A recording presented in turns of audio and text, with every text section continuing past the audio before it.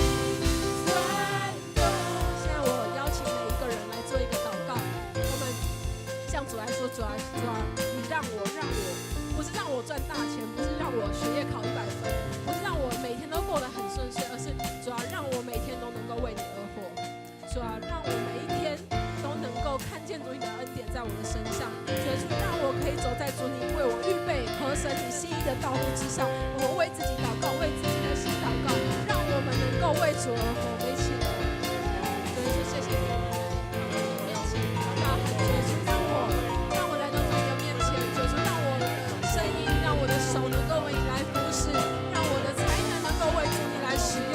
主耶稣，让我每一天都能够来到主你的面前，主耶稣，让你的恩典每天都活在我的里面，主耶稣，让你的话语每天都成为我生命的标准。主啊，谢谢你，我们为自己来祷告，主耶稣，我们为我们的群体、为我们的教会、为我们的小组来祷告。主耶稣，让我们每一个人都站在你的面前。哈利路亚！我们一起来说，转动的梦想。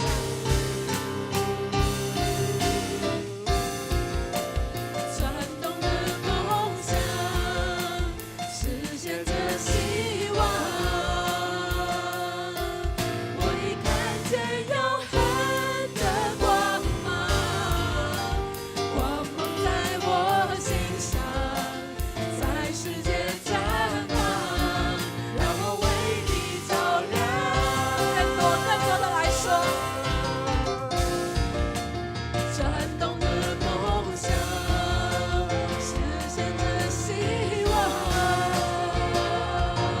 我已看见永恒的光芒，光芒在我心上，在世界绽放，让我为你照亮，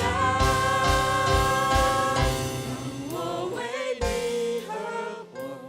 让我为你而站立，永不放弃，像你爱我，让我为你前进。我只是你赎回，如今单单属于你。活出你旨意的生命，改变世界为你。让我为你而活，让我为你而站立，永不放弃，像你爱我，让我为你前进。我其实是你赎回，如今单单属于你。活出你旨意的生命，改变世界为你转动。哈利路亚，阿爸父神，哈利路亚，我们赞美你，因为你在我们的当中，你对我们每一个人的心说话。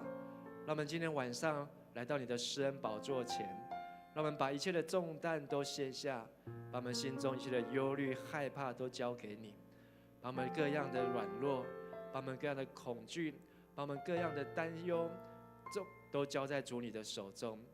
主啊，因为你是这世界的主，我们的生命气息都从你而来。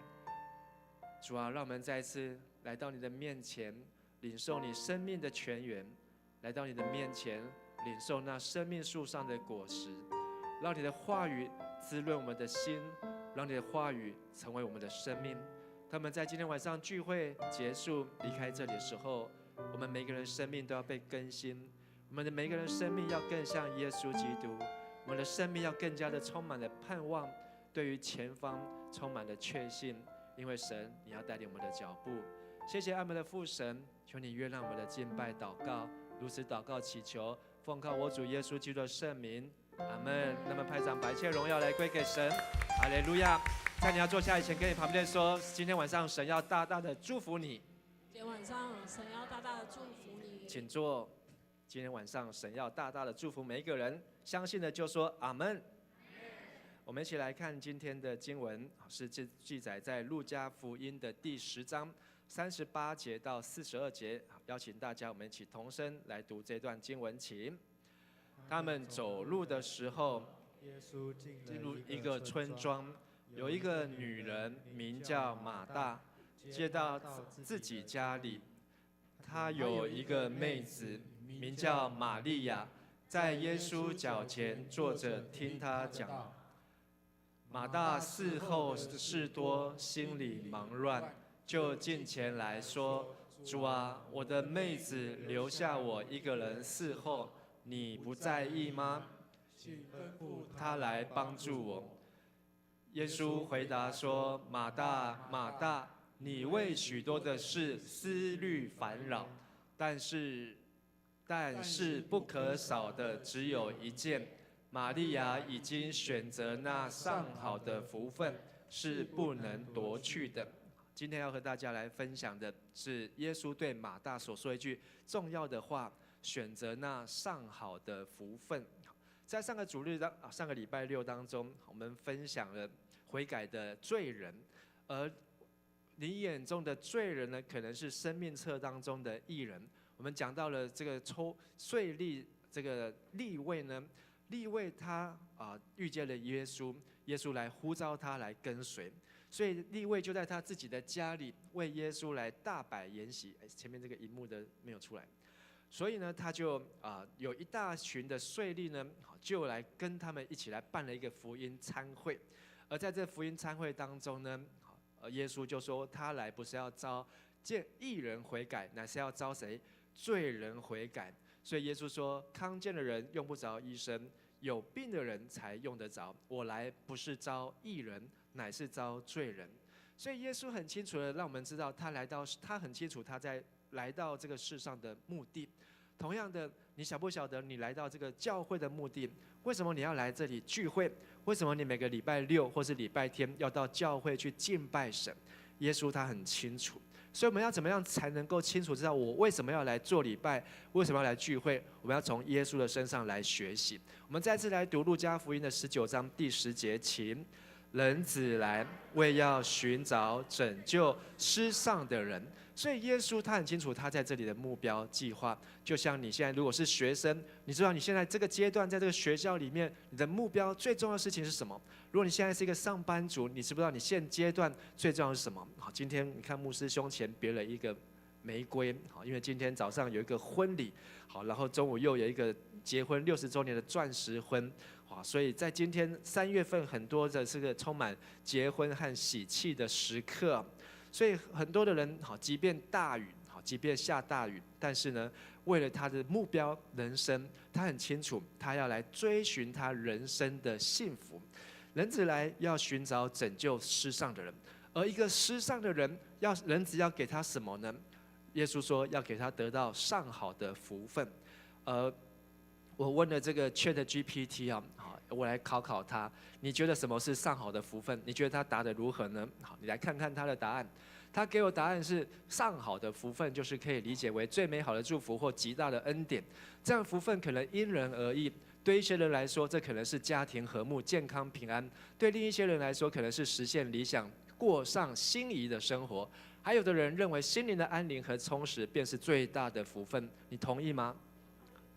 不同意，有的人同意有的人不同意。他后面呢，好，他知道他可能说的不是完整，他还会补充，在某些文化或宗教中，福分也可能与信仰相关，例如得到神的眷顾或恩赐。如果你是基于某个特定的背景来提问，也许可以更深入的谈谈。我很乐意为你解答或一起探讨。你觉得什么样的福分对你来说是最重要的呢？哇，厉不厉害？我觉得他都可以要当小组长了。好，我们这个ChatGPT好，他真的，你只要输入什么是上好的福分，哇！可是每一个人输入的会不会答案一样？不会，因为他有一个训练的过程。可能他常常知道我在电脑里面输入什么，所以他可能会知道，我想要往哪一边的答案呢？但是呢，他也是在学习，所以连电脑都在学习怎么样去找到他的答案，可以提供给人。那我就叫 ChatGPT， 你可不可以讲的具体一点？什么是上好的福分？结果呢，他也知道我的习惯，他就给我1、2、3、4、5、6、7，他给我7个答案。哪7个呢？健康平安、家庭和睦、事业有成、朋友真情、心灵满足、为他人带来影响、感受爱与被爱。哇，我真的都快觉得哇，真是我要拜他为师啊！他只花了几分钟的时间。没有分钟，3秒钟他就给你答案。如果叫牧师来准备的话呢，可能要坐那边花3个小时，才能够开始想准备。可是呢 ，GPT 当他在学习的过程当中，他已经开始在把他很多的资料库，把他很多的收集的，他能够很快的整理。好，所以我今天又看到另外新闻，这个说以后有很多的工作都会被 GPT 取代，好，但是有一些的需要创造的，好，这个创意的，还有呢需要负责任的盖章的，好，因为 GPT 它就算给你解答，可是呢它不会被抓去关，那个盖章的总是永远需要有人去盖章。还有呢 GPT 呢，好，它不能取代运动员，好，那个表演啊，那个艺术啊，好，所以有一些的职业是 GPT 不能取代，好，但是呢，牧师可不可以被取代呢？快要了，好，如果呢这个GPT 呢，它再训练几年下去呢，可能它的讲道好会让我们哇，它还加上它自己做影片，它可能自己会生成，好，它自己会把耶稣传，把各样的故事通通都好像在让你在看电影一样。但是呢，为了要证明牧师不能被 GPT 取代，所以我还是硬要挤出一个比 ChatGPT 更好的答案，换你来试试看，你可不可以找出比它更好的答案？什么是上好的福分？多研究圣经，对。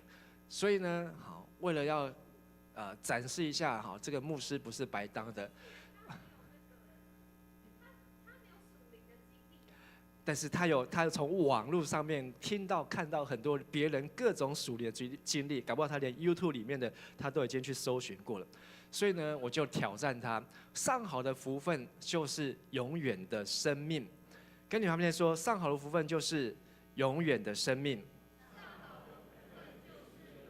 我们在来到教会，我们在认识神，追求这个信仰。我们要追求那个福分，不是只有友情，不是只有亲情，不是只有健康，不是事业有成，这一切都很重要，在我们人生当中不可或缺。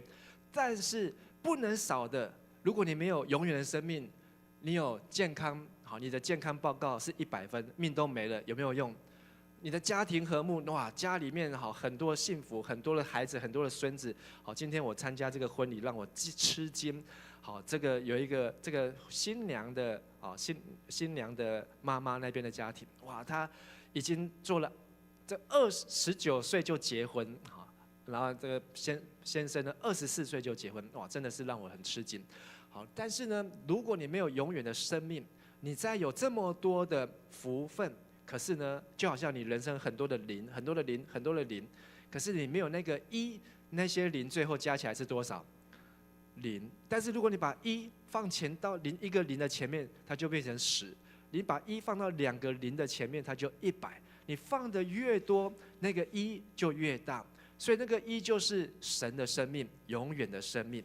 那我要继续问，什么是永远的生命呢？今天的经文路加福音12章就给我们一个很简单的答案：爱神加上爱人等于永远的生命。好，请大家说一次：爱神加上爱人等于永远的生命。就好像一个数学公式一样，哪里有说呢？路加福音第10章到25到28节。爱神加爱人就能够承受永生。有一个法律的教师来试探耶稣，老师，我该做什么才能得到永生？耶稣说，法律书上说什么？你怎么解释呢？耶稣在反问他，那人就回答，黑色我们一起来读，你要全心全情全力全意爱主你的上帝，又要爱邻人像爱自己一样。耶稣对他说，你答得对，照这样做就可以得到永恒的生命。我们把黄色的框起来念一次：爱主、爱邻人、永恒的生命。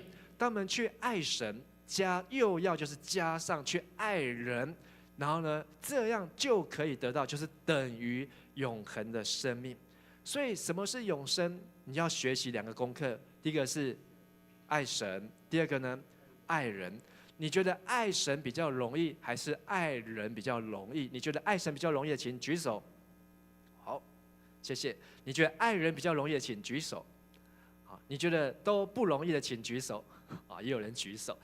好，爱神爱人，好，就在于你接触了神是一位什么样的神。有的人觉得这个神很可怕，好像是那个庙里面的那个脸黑黑的，好，然后呢，这个脸很凶的，眼睛瞪得很大的，他这个每次都看着我在瞪着我，怎么能够去爱他？他好像一副就是来找我的茬，一副就是来找我的麻烦。当他所认识的神是那样子的神，他呢躲都来不及了，怎么可能去爱他呢？还有爱人，你觉得很困难，那也要看看你遇到的人是什么样的人。这个人跟你能够好好的相处，还是这个人常常带给你很大的困扰和伤害？所以爱神容易，爱人容易的症结点呢，耶稣也都帮我们想好。所以在路加福音12章，这是我们在下礼拜灵修的时候会读到的经文。而路加福音12章呢，耶稣就用2个很直接的例子来告诉我们什么叫做爱人，什么叫做爱神。耶稣先讲了关于爱人啊，这个爱人呢，耶稣呢就提到那个律法教师考耶稣，被耶稣回答称赞之后呢，他还没有要，他好像在问 ChatGPT 一样，还要继续问下去，要表示自己有理，他就问耶稣：那耶稣，你说爱邻人、爱神跟爱邻人就能够承受永生，那谁是我的邻人呢？谁是我的 neighbor 呢？谁是我的邻居呢？耶稣就讲了这个撒玛利亚人故事。因为我们当中我看有第一次来或是很少来教会的，所以我要再把这个故事简单的说一次。有一个人从耶路撒冷，就是圣殿的地方，他要往下走，走到耶利哥，就是到中部北边的地方。在这个路上呢，遇到了强盗，这群强盗就把这个从圣殿出来的人怎么样，打得半死，扒掉他的衣服，然后呢丢在那个路边，把他的值钱的东西抢走了。这时候呢，刚好有一个祭司，这个祭司呢也是从那条路下去，他可能刚刚参加完礼拜，讲道完，祭司呢，这大概就是跟牧师一样，都在台面上的。然后呢，下去看到那个被打得半死的人之后呢，祭司就怎么样？他就看到他在那里，他就从这里就走掉了，远远的就走掉，就从另外一边走开。然后呢，同样还有一个利未人。利未人就很像我们的服侍同工，招待这个点名的、音控的、投影的，这个弹琴的，这个利未人，他们也从圣殿下来了，然后经过那边，上前看那个人，哎呀，这个人怎么人在这里？看完之后啊，不行，我要赶快回家煮饭啊，不行，我们等一下要去吃宵夜，不行，我们等一下还有聚会，所以呢，也是从另外一边就走开了，哇！这2个都是他们3个人都是从圣殿一起下来的，结果呢，见死不救。这时候呢，有一个什么人呢？撒玛利亚人。这个撒玛利亚人呢，他也路过那边。撒玛利亚人他不是去圣殿礼拜的，撒玛利亚人他们不能去，因为他们是被禁止，他们只能够在他们自己的家的另外一座山上，叫做基利心山，在那边敬拜同一位上帝。可是犹太人不让他们去耶路撒冷的圣殿，而且呢还用了围墙，还贴了标语，外邦人跟狗都不能进来，所以他把外邦人就是看作跟狗一样。可是这个撒玛利亚人呢，也来到这条路上，看见那个被打得半死的人，就一看见他，就怎么样，动了慈心。他一看见这个人呢，他的怜悯心就来了。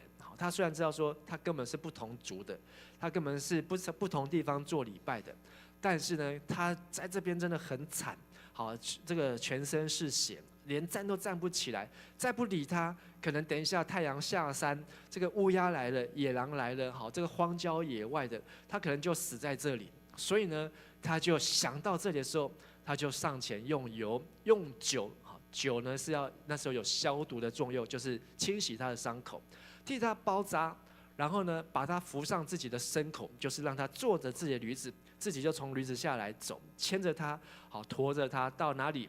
一家客栈去。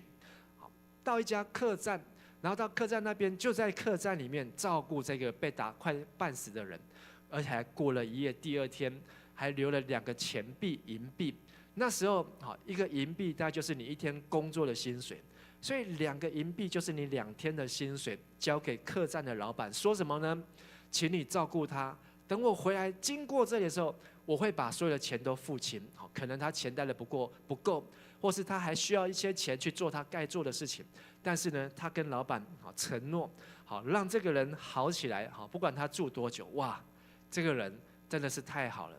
所以36节，耶稣就反过来问那个考他的人说：“律法教师，请问依你的看法，这3个人，祭司、利未人、撒玛利亚人，哪一个是这个遇到强盗那个人的邻人呢？”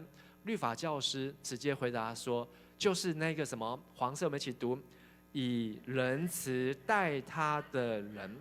耶稣说：“那么你去，然后呢，照样做吧。”耶稣不是在讲一个故事给他听呢，耶稣是给他出一个考卷。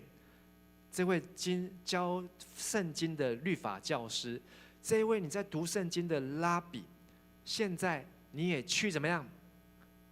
照顾那一些需要被照顾的人，特别是跟你不一样的国度的人，跟你是不同生活圈的人，但是你要去以仁慈待他。所以这个撒玛利亚人，他跟这个犹太人根本是互相不能往来。如果我们读了圣经其他地方就知道，耶稣要经过撒玛利亚的地方，他们是连经过都不经过，可是耶稣刻意经过，经过的时候才遇到一个撒玛利亚的妇人，跟他讲到一个井边打水，耶稣说他就是永远的活水，生命的水的一个故事。这个撒玛利亚人呢，其实他也是遵守旧约，下面有写利未记19章18节，不可报仇，不可埋怨你本国的子民，却要爱邻如己，我是耶和华。要爱邻如己，这4个字我们请说一次，爱邻如己。所以邻舍不是说跟我同一次教会的，跟我们都是一起在做礼拜，跟我是同一个小组的，跟我是同一班的，才是我的邻舍，我才去爱他。而爱邻如己是当别人有需要的时候，你能够看见，而且给予行动，你能够去想到他所遭遇的，你就是爱邻如己。所以我们再回来看这个撒玛利亚人做什么事情呢？第一个动作，他看到前面2个人是先都不说话，就直接闪掉。第二个利未人是走过去看一下，也闪掉。可是他第一个上前，我把它用红色标起来，他靠近他，然后用油和酒先处理他的第一个需要，就是他的伤口，替他包扎，让他不会再流血。好，如果他在流血，他可能等一下就挂了。接着呢，扶他到自己的牲口，然后把他带到一家客栈。光做到这个第3步呢，就已经很不容易了。然后甚至还在客栈里面跟他一起过夜，留在那里怎样照顾他？照顾他。所以呢，他已经做了第4步了。到了隔天，他又做了第5个动作，拿2个钱币，把他2天的薪水都拿出来，给这个客栈的主人说，请你照顾他。现在他没有办法了，怎么样？请老板来照顾。如果需要的照护的费用，好，看护的费用，好，吃的费用，住的费用，我会付清。好，所以第5、第6、第7，总共7个步骤，他把这个邻舍好照顾的淋漓尽致啊。这个礼拜3，牧师去保养车子的时候呢，本来想说保养车子，他说要2个小时。这2个小时，想说那好，我去找一家 Seven， 我就可以留在那边，好好赶快准备好我要准备的东西。可是想一想说我在这边等2个小时，我还是回教会好。所以呢，我就搭着公车回来，就一出来滑手机，然后看到突然收到一个简讯。说教会一个弟兄是恩典的爸爸，现在有病危通知。收到病危通知，我说哇怎么办？赶快为这个祷告，然后也在群组上面请大家为这祷告。结果呢，到教会的时候呢，这中间在坐公车的时候，一直看了很多的讯息，说正在急救当中，然后呢，等一下如果急救不起来，等一下就要插管。看到插管这个字呢，说完蛋了。这个事情非常的严重，非常严重，所以想法说，等一下呢，我们要赶快去医院。所以一下公车到这个教会的时候呢，就赶快跑上来换衣服，就换牧师服，因为要做准备，然后出门，就要出门的时候呢，在上面在路上就看到说，就还有邀请长老一起过去，看到说，要急救到3点，急救到3点，那时候说哇，这个。如果3点没有急救起来，可能真的就是恩典的爸爸就要被主接回去了。一直跟上帝祷告说上帝啊，这个恩典的爸爸还很年轻啊，是不是你可以把他留下来呀？但是呢，我们在那边3点的时候呢，还在路上的时候呢，就接到恩典的电话。那恩典在电话那一头呢，就非常的难过，说他说这个急救医生已经宣布死亡，所以我们就知道这是上帝的旨意啊，只能够顺服上帝啊。但是呢，好，当我到了，我们也是用最快的速度好去到这个医院，可是呢，长老也到了，好，可是让我很讶异的，好，就是说，我们的小组长敏元呢，他已经跑到医院去，已经在急诊室，好，在那个重症病房，好，已经在那边帮忙，已经在那边陪伴。那就问，你怎么来的？他说他坐计程车来的。好，他说他一看到，好，就啪就跑出来了。回来的时候我就跟牧师娘分享说，哇，这个敏元好不得了，好，比牧师还猛啊！好，我说，这个敏元真的很猛，让我想到说，这个好心的撒玛，而且敏元真的在第一时间，好，在恩典，好，跟妈妈非常难过的时候，好，他一直在旁边鼓励他们，陪伴他们，好，所以感谢神，我们的身边谁是我们的邻舍呢？就是愿意付代价，好像这撒玛利亚人，而不是说不当一回事。可能有的人也有在群组上看到讯息，好，看到之后呢，什么都没有做，好，什么连个小的贴图也没有按，好，可能就这样滑过去了，好，然后又继续忙他的事情。但是有的人却会停下来，有的人甚至会开始采取第一个动作，有的人会从第一个动作到第二个动作。不论如何，我们需要学习，因为你要承受永生。你要学会爱人如己，跟你旁边说，你要承受永生，要学会爱人如己。你要承受永生，你要学会爱人如己。而耶稣告诉我们，什么是爱人？就是当你真的是看见这个人他的软弱、他的痛、他的伤、他的苦，而你能够有所行动，你就是往永生的道路走。我们看说，爱人还要加上什么才会承受永生？爱神，没有错。那耶稣呢，又在这个故事后面又发生了一件事情，这是在路加福音当中，两个就连在一起。什么故事呢？就是我们刚才读的马大和玛利亚。因为我们也有新朋友，所以牧师也要讲一下这个故事。耶稣和门徒，如果我们读前面，那门徒不是只有12个，那门徒是72个，加上耶稣，一票人继续他们的旅程，来到一个村庄。我们从约翰福音知道，那个村庄叫伯大尼。那里有一个名叫马大的女人接待耶稣到她家，哇，这跟那个好心撒玛利亚人，好，可能是同样的 level。好，如果说，牧师今天要去你家，好，浩宇，要不要让牧师去？好，来呀，好，牧师说我要把我们今天所有的青年牧区通通带去。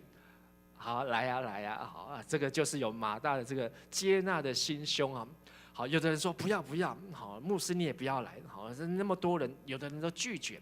但是呢，有的人很愿意开放，可是接待的时候，这里故事耶稣说，马大有一个妹妹叫做玛利亚，刚好跟耶稣的妈妈同名。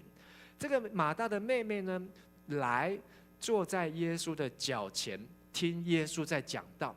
可是，这个听他讲道，可是呢，这个马大呢，因为要做的事情很多，所以呢，他就心里忙乱。他跟妹妹刚好两个很不一样，妹妹是好像很这个放空，好，然后呢什么都不管的，好，然后就坐在那边听耶稣讲道。这个姐姐呢，哇，一下来这么多客人，好，70个人呢，好，大家不是忙得要死，好，真的是等一下少了一杯饮料，好，少了一个碗，好，等一下少了一双筷子，好，他可能头脑都在想这个，可是两个人就成一个很大的对比，忙到最后不行了。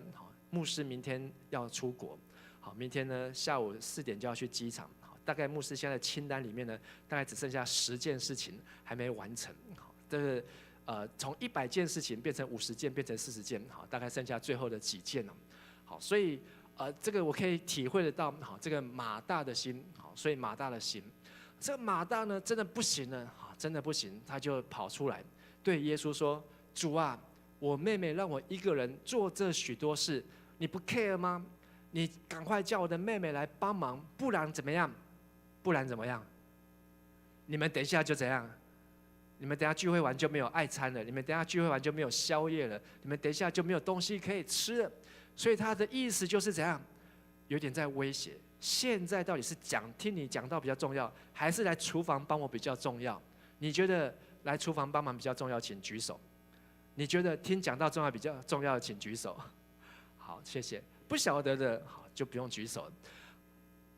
在马大的心里面，他一定是认为我把大家的肚子都喂饱，这个事情比较重要。可是，在玛利亚心里面认为，我一辈子搞不好就只有这么一次，耶稣能够来到我家，我可以这么近的就坐在他的脚前，听耶稣在我面前对我讲道。难道我要为了等一下这些吃的东西就失去这个机会吗？耶稣看如果我们读路加福音，你会发现这个路加很能够把耶稣看到人心里面的事情描写出来。所以耶稣讲的每一句话，其实都在对前面那个人的心里面所说的。你在读路加福音，就会看到真的耶稣是读心理系毕业的，他很能够看到人的心里面。耶稣怎么说呢？41节我们一起来读到最后。主回答：马大，马大，你为许多事情操心忙乱，但是不可少的只有一件。玛利亚已经选择了那最好的，没有人能从她手里夺走。我一直字太小了，我一直念错。耶稣叫他名字不是只有叫一次，叫他2次，意思就是第一次的时候木轩，木轩可能就会抬头，可是呢，他抬头的时候呢，可能还要让他专心听，就木轩，他就眼睛就看我了。刚才我第一次叫他的时候，他有抬头没有看我，我再叫他第2次，眼睛就看我。有时候耶稣叫一个人的名字2次，就是要你好好的看他的眼睛。当他叫马大，马大还在怎样炒菜，还在切肉，可是呢，耶稣就对他说：“马大，马大。”这时候马大他里面那个人呢，才被叫醒过来，他才在真的把他忘记放下他要做的事情，放下他在忙的事情，好好听耶稣干嘛干什么？耶稣说：“你为这么多的事情操心忙乱，可是呢，这些都不会写在圣经里面。你今天煮的爱餐有多么成功，你今天办的buffet有多么的慎重。”但是呢，永远都不会被记在圣经当中。可是你的妹妹，她做了一件事情，这件事情很有可能就会被记在圣经当中。什么事情？就是选择那最好的，选择那最好的，而且那个最好是没有人能够从她手中夺走的。这个问题呢，这就是画家笔下的前面这个人是谁？马大。好，他右手还要提着一个猪脚，好，然后各样的菜，好，有鸡有鸭，好，还有一只鸭也掉在旁边，等一下还要拔它的羽毛，好，还要烫过。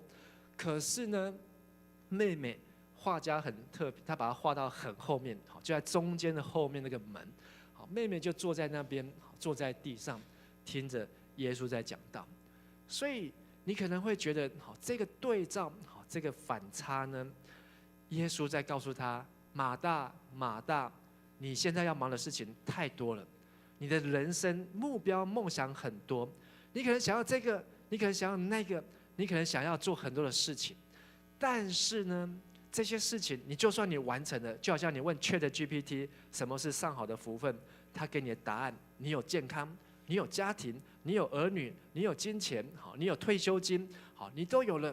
可是如果你没有那个永生的时候，不可少的只有一件，而玛利亚她已经选择了，那个了呢，就是已经完成式，她已经做出了决定。不管今天就算台风来，不管今天就是地震来，不管今天就是断水断电，她都选择了要选择那上好的福分，不能从她手中夺去的。所以这是她决定的。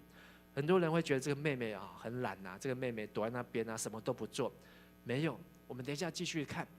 而我们上个礼拜有讲到说，我们在5月份教会有一个退休会，这个退休会5月17、18，我们要去到台中都会公园，然后呢还要去台中忠孝路教会，接着那一天要去到云林古坑，然后去翠华会馆，隔天再从那边来到彰化，再回到桃园。什么是退休会？你觉得什么是退休会？如果你要邀请人参加退休会，你要怎么样跟他介绍？那个休呢，不是退休，好，65岁退休那个休，那个休是修炼的修。退休好，就是你要退出来修炼，退出来操练的意思，不是你 retire， 好，它的英文叫做 retreat， 好 retreat，R-E-T-R-E-A-T， 好，大家说一次 retreat。退休会，好，就是你要重新的再次 treat， 好 treat 是什么意思？就是好好的进补的意思，好好的对待自己，好好的装备自己。退休会就是为神腾出一个空间，退休会就是为神保留一个时间，退休会是为神准备一个支间，支间好就是耶稣跟玛利亚之间，好，他们中间有一个 between 在他们中间的，还有退休会是让神创造一个期间，好，所以呢，这是牧师好，不是问 GPT 绝对写不出来的，好，这个只有陈牧师才会这样写，好，因为我是读中文系的，好，什么是退休会？来，大家说一次，为神腾出一个空间，为神保留一个时间，为神准备一个支间。让神创造一个期间，这个空间就是当耶稣今天要来到你家，你有没有一个空间在主的脚前？好，所以这个退休会就是很多人啊，如果他不知道退休会的意义啊，他不都出去玩吗？啊，那个去什么彰化、鹿港我去过啦，啊，台中好，台中很熟啊，好，什么公园啊，在那边晒太阳不用啦，好，他就不晓得退休会的意义。但是如果你想着说，这个退休会是一个来到主的脚前，那你的想法就不一样了。我们到任何一个地方，好的每个地方都是在主的脚前，而为神保留一个时间，就是玛利亚在主脚前怎么样坐着听，就是他 set up 定下来，他没有继续在那边忙乱。好，退休会不是说我准备要去台中，好去 shopping， 好，我准备要去那个鹿港老街，好又要去采买。我准备要去那边好买什么小吃，自己也有自己的计划表，不是退休会是要去到那边有一个坐在那边听的机会。所以这次我们要去听什么呢？我们要去听台中，本来想要去盘顶教会，不过盘顶教会好现在正在盖，好今天有2个盘顶的青年在这边哦，好一个是天灵，好一个是裕会，好他们都是台中盘顶来的，我们拍手来欢迎他们哦。等到盘顶教会盖好，我们就会有新的退休会，好就可以去台中盘顶。我们这次要去的是台中的忠孝路教会，好忠孝路教会，好他们有他们建造的故事。他们在台中的后火车站，在火车站那个地方，好从那个地方好能够建立一个超过1000人的教会，而且是长老教会，有很多他们的故事是让我们可以怎么样坐着听。好，你可以去到那边看，你也可以去那边参观，但是我们有邀请这个忠孝路的教会的牧师团哦，他们有4个牧师，他们会来用他们的时间团队来跟我们介绍忠孝路教会成长的故事，上帝怎么样与他们同在，让他们能够在那个地方好在火车站跟我们一样啊，我们也在哪里火车站，可是他们重点是他们在火车站的后，那算是后面吗？天灵。你也不知道，算了，啊，他住在东海大学里面，好，因为他爸爸是东海大学物理系的教授，好，物理系的教授，好，这里有一个中原物理系的，好，这个他们在台中火车站盖了一个2亿多的礼拜堂，好，2亿多的礼拜堂，好，已经盖好了，已经献堂了，好，那他们而且在好几年前就完成，将来上礼拜嘛，好，牧师也有在另外一场礼拜提到，将来迦南教会49号。好，现在已经40年，好，你可以用到50年，用到60年，但是那个地方一定要怎样？要再重盖。盖起来的时候呢，以迦南教会的容积率，可以盖几层？可以盖到16层。那一块哦，隔壁是49号，可以盖到16层。请问迦南教会盖到16层的时候要花多少钱？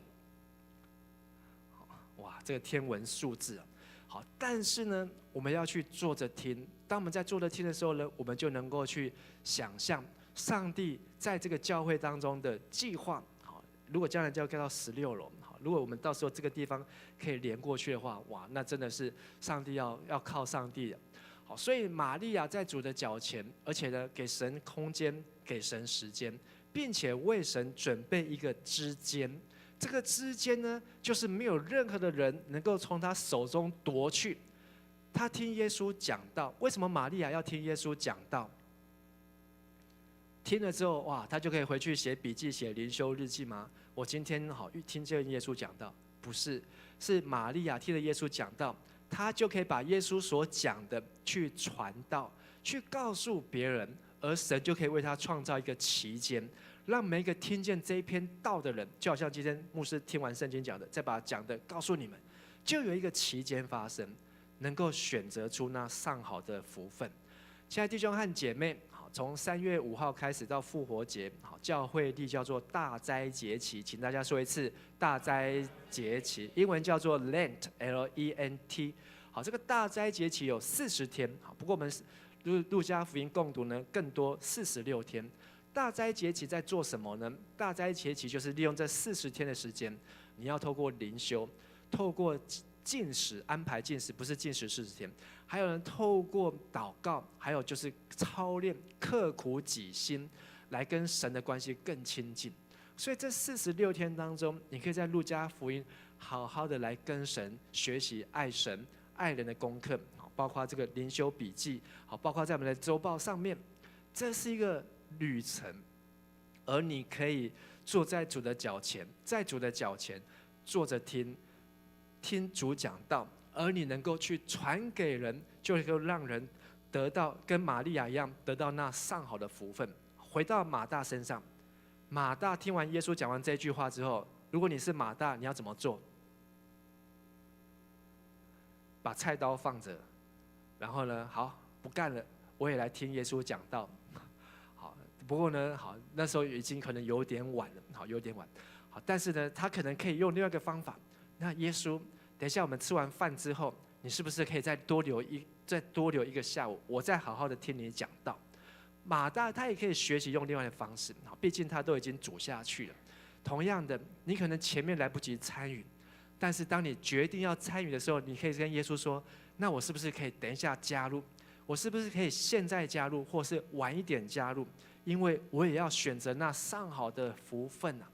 所以，我们能够爱人，要记得是因为神先爱我们，我们不是靠自己的爱去爱人。而这个好心的撒玛利亚人，其实他们的祖先也是亚伯拉罕，他们都是亚伯拉罕的后裔，也是神的爱在他们身上。所以让这个撒玛利亚人，他真的不会去 Q 婚，不会去真的去怪说你们是根本不同的人，你们以前欺负我们，不会，他还是爱神，所以他去爱这个人。而我们要爱神，就要像玛利亚一样，选择那上好的福分哦。好，所以最后牧师要给大家思考的就是，我们不用去担心吃什么、喝什么、穿什么，但是我们要担心的4件事情。这4件事情，如果你这一辈子都没有去做，或是有去做没有完成，那你要担心。第一个事情就是你要耐心等候结果实。好，耐心等候结果实啊！好，请大家说一次红色的。耐心等候结果实。好，路加福音8章15节，我们一起来读：落在好土壤里的种子，是指人听了信息，以良善和诚实的心持守它，恒心等待，直到它结出果实。玛利亚听到信息，她很专心，所以她的心是好土。可是呢，听不够，还要去传；传不够，还要去行；行不够，还要怎么样？耐心等候结果实。所以今天你听了玛利亚的道，最重要的就是你要在你见耶稣以前，你要把这样的信息、这样的道也要传给别人。第二个你要担心的事情是要名字记录在天上。路加福音10章20节，我们一起来读：但是不要因邪灵向你们降服而高兴，却要因你们的名字记录在天上而欢乐。很多时候我们在聚会当中，我们在带领聚会、主持小组、带领敬拜，好，或是做事工，好，准备今年要去短宣，好，要去高雄汉民教会。但是呢，这一些事工，好，或是去年的夏令营，今年也有夏令营，这些事工完成之后呢，不是只有因为完成而高兴。耶稣说，要因你们的名字怎样记录在天上。爱神加爱人才能够承受生命，所以你要知道，我做完这件事情，名字有没有被记在天上？你要去思想，我要怎么样让这件事情做完，名字记录在天上，好像最近我们在上 A1 的课程，好，今天有上 A1 的，我有看很多年轻人，请举手一下，你已经上 A1 的。好，还没有举手的人呢，好，牧师也鼓励你们，好，在接下来的日子当中，能够继续来上 A1。这个 A1 课呢，好，课本真的花牧师很多时间。好，现在牧师也在写 A2 的课本，在写这个 A2 的课本当中呢，我在想的，是在想将来这些课本，好，一个一个的完成之后。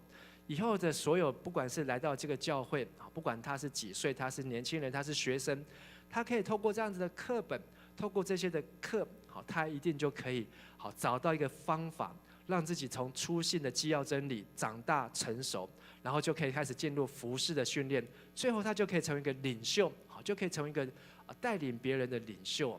所以呢，当我想到这个的时候呢，我就会想说，哇，这个课本重不重要？很重要啊，好，所以你要怎样？好，你一定要很仔细，好，你一定要很完整，好，所以这也花很多的时间。你要因你的名字能够记录在天上，让你的服事能够更长久，而不要只说哦，今天就会完成，我就应付完就结束了。那个是祭司，那个是利未人，他们从山上下来之后，结果呢，看到那个人，哇，他说哦，我今天已经不能再做任何的服事了，我今天已经紧绷了，扣带已经用完。结果他们的名字呢就没有失去一个记录在天上，就那个好心的撒玛利亚人却被记下来。第三个，生命胜于饮食，身体胜于衣裳。请大家也说一次，生命胜于饮食，身体胜于衣裳。路加福音告诉我们，生命跟吃的哪个比较重要？你不要为了去找吃的，命都没了。很多人发生意外，可能就是说要出去觅食的时候。你要注你的生命，很多人为了买一件漂亮的衣服，就把自己的身体给搞坏了。因为他要这个昂贵的衣服、漂亮的衣服、名牌的衣服，他必须赚更多的钱，他就必须加班，他就必须熬夜，以至于身体也弄坏了，命也没了，身体也没了。你留满桌子的食物、满衣柜的衣服，又有什么用处呢？最后你要操心的是，有没有为自己预备永不坏的钱囊和用不尽的财宝在天上。路加福音12章，好，周报打错了，是我打错了。好，12章33节，我们一起来读：要卖掉你们的财产，把钱周济穷人，要为自己预备不会破损的钱袋，把财宝存在天上，在那里财宝是使用不尽的，因为盗贼偷不到，也没有虫蛀。在你的人生当中，很重要一个信息就是，将来你在天上有没有财宝？你能够去天上，第一个是你爱神，还有爱人，但是你要在天上承受永生，这么长久的时间，结果你在天上什么都没有，去那边却空空的，这是一个非常可惜的事情。但是如果你在地上学习为自己预备永生，从你现在年轻的时候，你就开始为自己的将来永恒的生命在打造你的永生。将来去到天上的时候，堆积财宝在天上，你在地上的钱财会贬值，好，发生战争，那个钱好4万块变成1块钱。当你的地上的财宝有可能被虫咬、被贼偷去，可是当你把你的生命的财宝堆积存在天上的时候，神会为你保管，而且会为你永留，是永远的财宝。亲爱的弟兄姐妹，让我们学习这4件事情，耐心等候结果时，你的名字一定要记录在天上。好好爱惜你的生命，好好爱惜你的身体，好好为你自己的永生预备那个永远用不尽的钱财和财宝。愿神祝福各位，愿神的话成为了帮助，让我们能够学习像玛利亚，学习像那好心的撒玛利亚人，从今天开始，以神的心为心，以耶稣的心为心。我们一起用这首诗歌来回应，来成我们的祷告。今天晚上的信息，神要呼召神的儿女，是否愿意成为那好心的撒玛利亚人？是否愿意成为那玛利亚，坐在主的脚前，选择那上好的福分？这个信息谁能够领受，这样的祝福就会跟着他直到永远。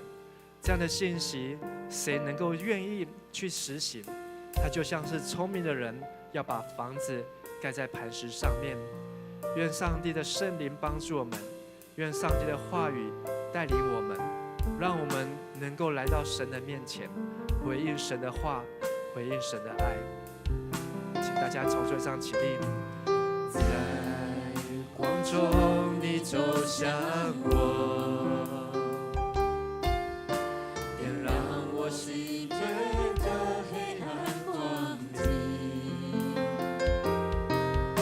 洗去我的软弱，洗净我的生命，拥抱我如同至宝在你怀里。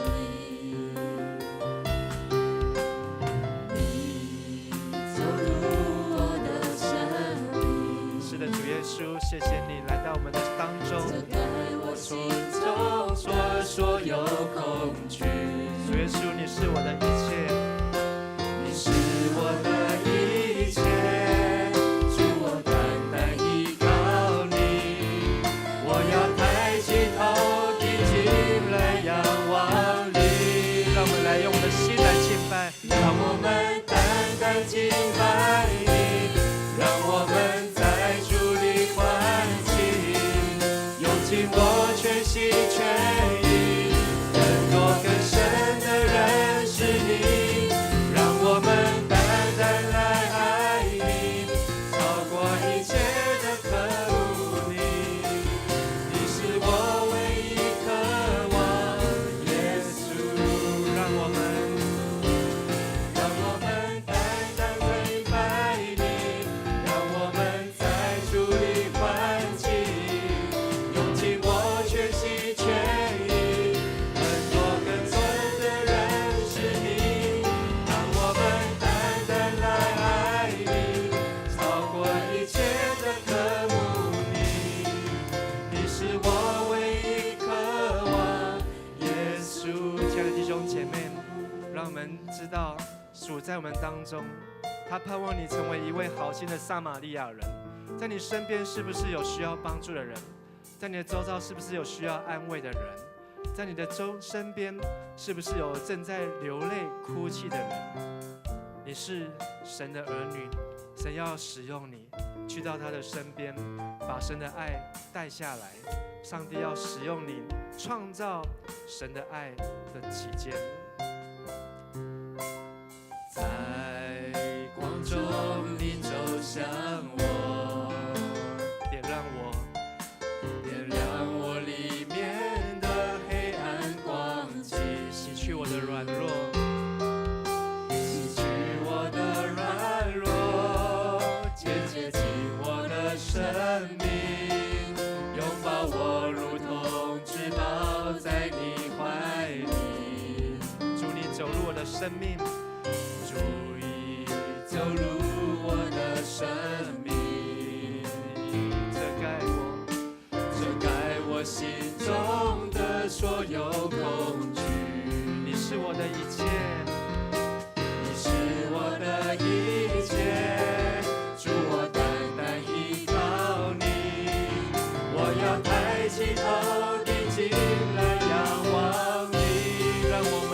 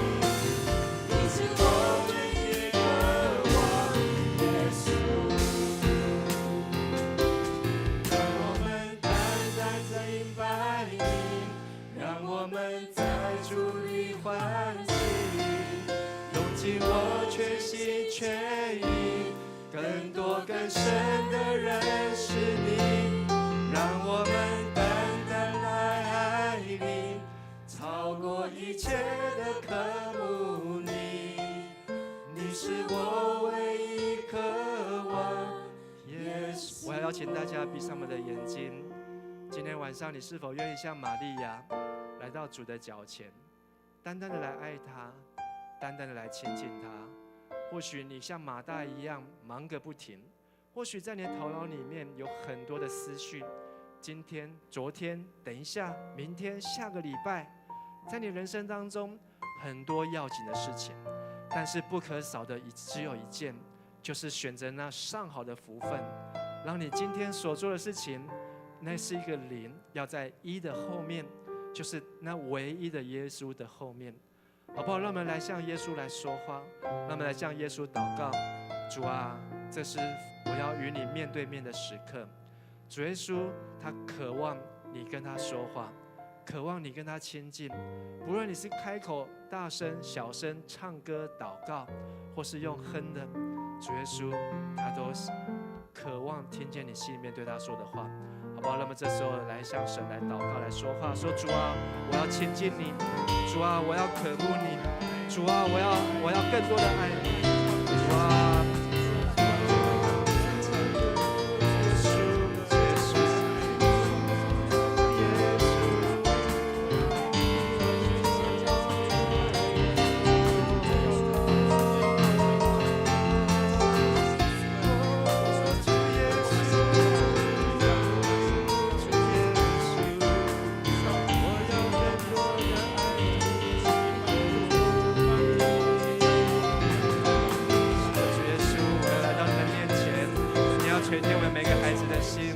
让我们能够像玛利亚一样，能够降服于你，专注于你，倾听于你，因为你是我们的主。主啊，求你帮助我们能够遇见你，帮助我们的心能够听见你，因为你渴望我们能够成为你的儿女。是的，主，我们感谢赞美你，哈利路亚。让我们单单敬拜你，让我们在主里欢喜。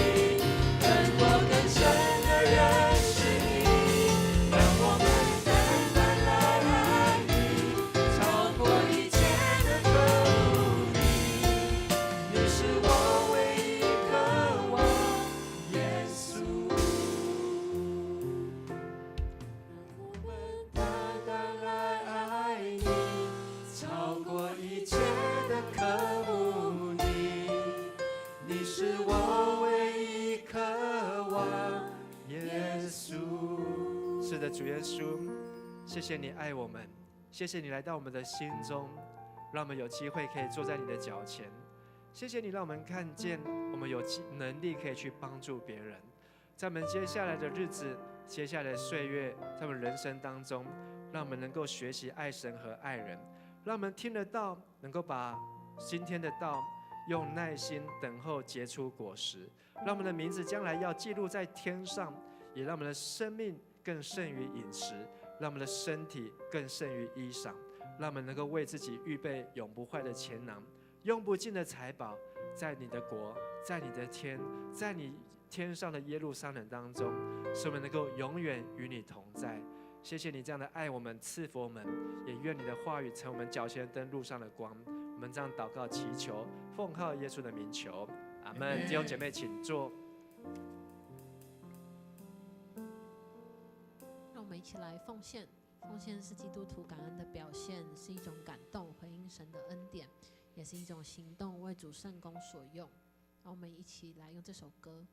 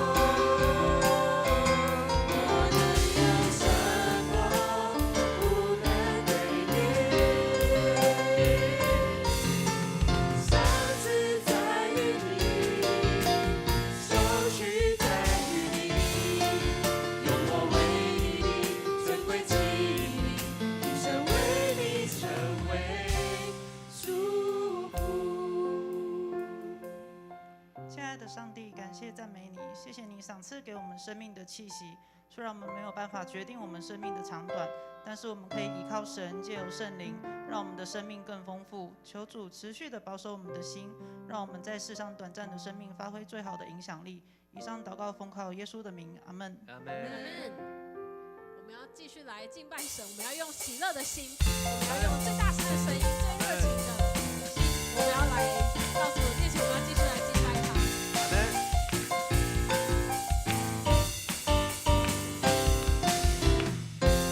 用我全能的主宰，道成肉身显明你的爱，奇妙主，荣耀神，何等的伟大！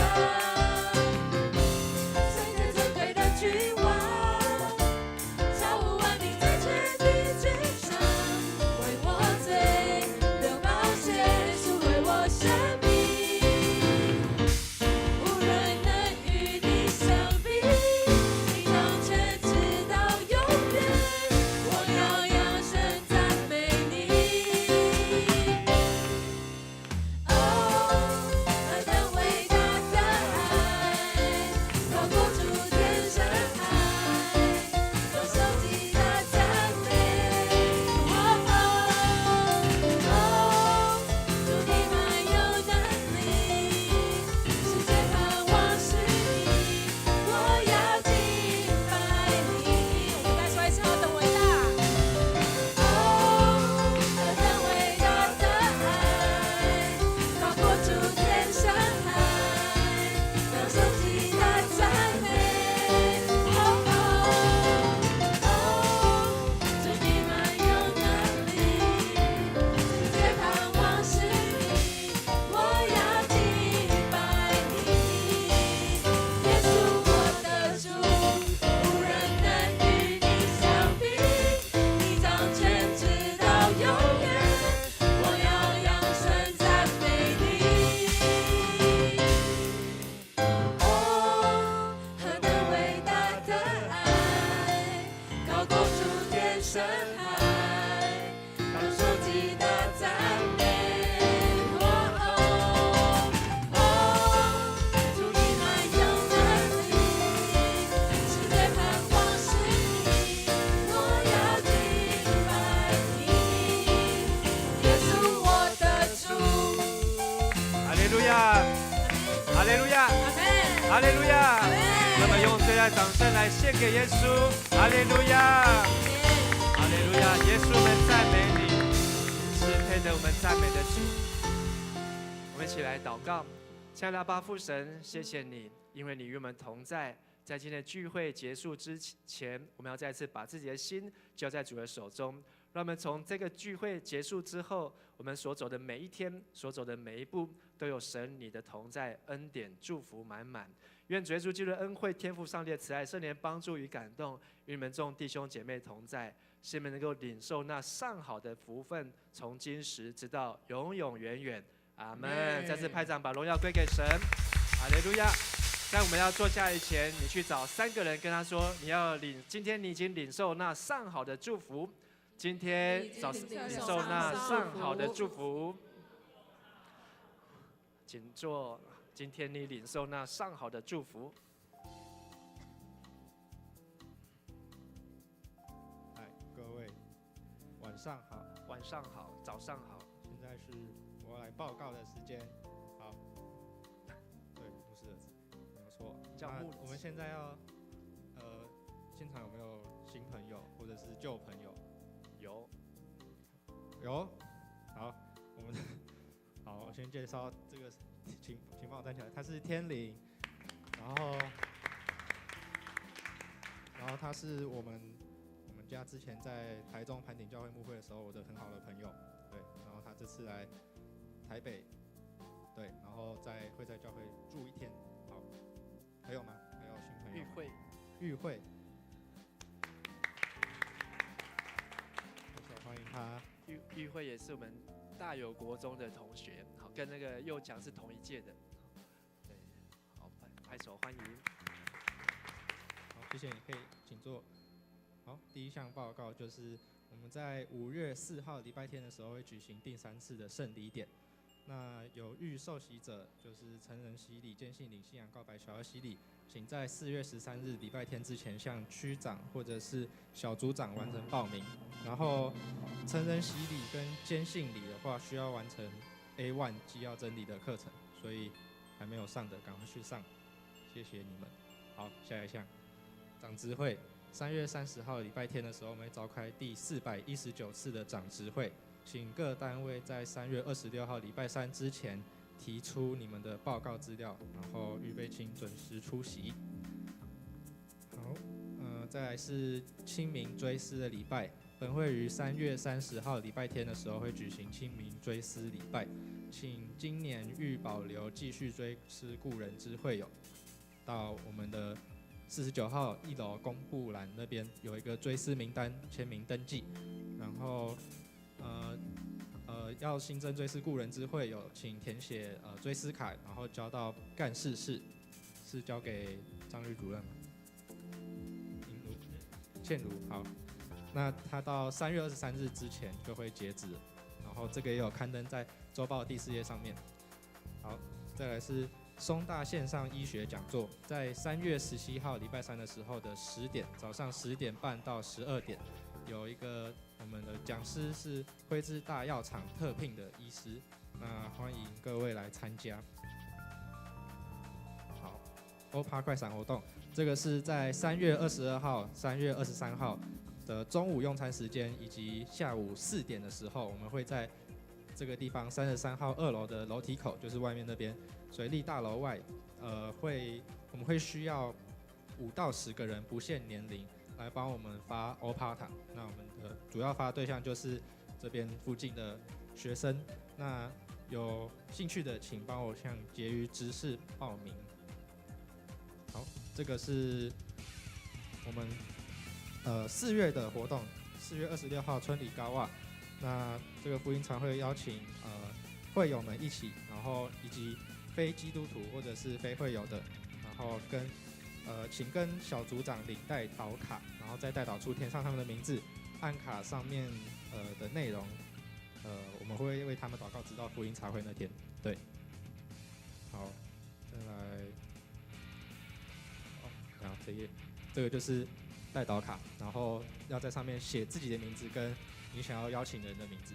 好，再来是 A1 课程，2024年有报名上 A1 课程并结业的兄弟姐妹们，请至干事室签名领取课本。好，然后帮我按一下，这个是退休会的影片。